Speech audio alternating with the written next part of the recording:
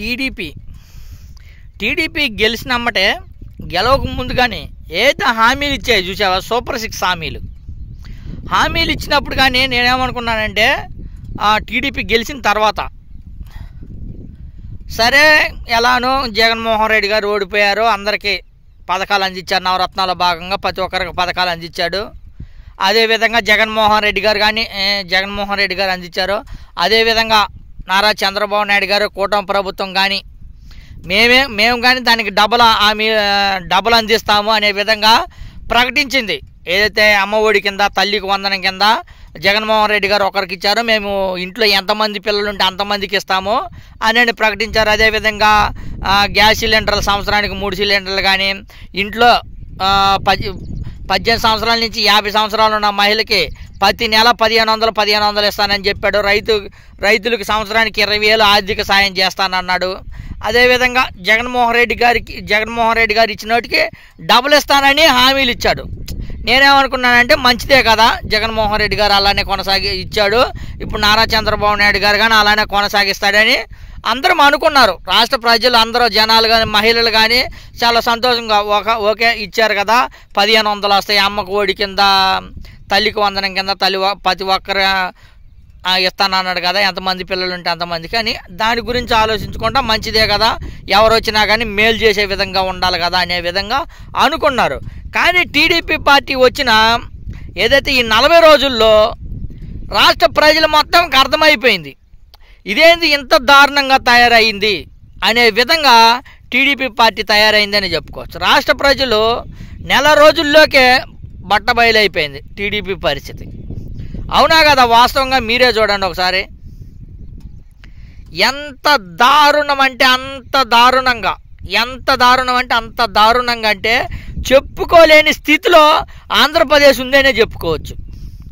చెప్పుకోలేని స్థితి కాదు, అసలు మామూలుగా కాదు. ఇది బాధ అంటే బాధాకరమైన విషయం, నిజంగా చాలా అంటే చాలా బాధాకరమైన విషయం.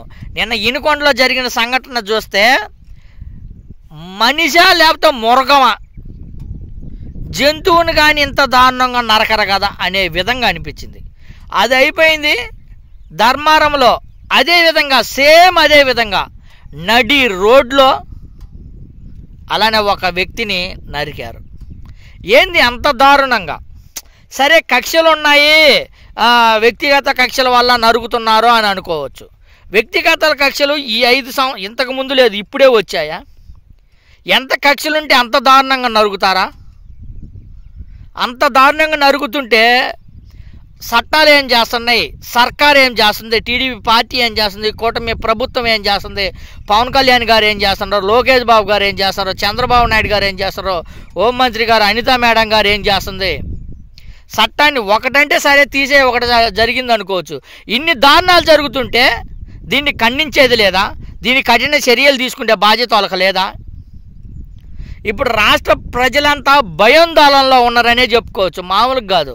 రాష్ట్ర ప్రజలంతా భయోందోళనలో బతుకుతున్నారనే ఏ రోజు ఏ సంఘటన జరిగిద్దా అనే భయంతో ఉన్నారు. ఉదయం లేచి చూస్తే చాలు ఏదో ఒక వార్త జరుగుతూనే ఉంది. ఎక్కడొక్కడ మర్డర్ జరిగిందని చూడడమో, లేకపోతే ఎక్కడొక్కడ రేపు జరిగింది, ఎవరో అమ్మాయిని అతి కిరాతంగా రేపు చేసి చంపారు అనే వార్తలు ప్రతిరోజు వినాల్సి వస్తుంది.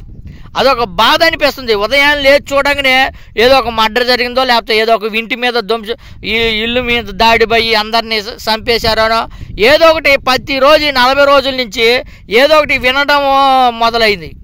ప్రతిరోజు ఏదో ఒకటి వినాల్సి వస్తుంది.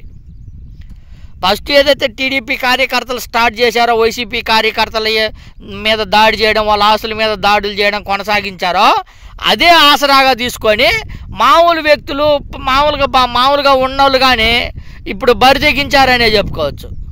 నిజంగా రాష్ట్రాన్ని మరో బీహార్ చేశారనే చెప్పుకోవచ్చు. మరి దారుణంగా అంటే దారుణంగా తయారైంది. ఏదైతే సూపర్ 6 హామీలు ఉన్నాయో అవి నెరవేర్చేది పక్కకు పెట్టు, మిగతా అన్నీ దారుణంగా తయారయ్యాయనే చెప్పుకోవచ్చు.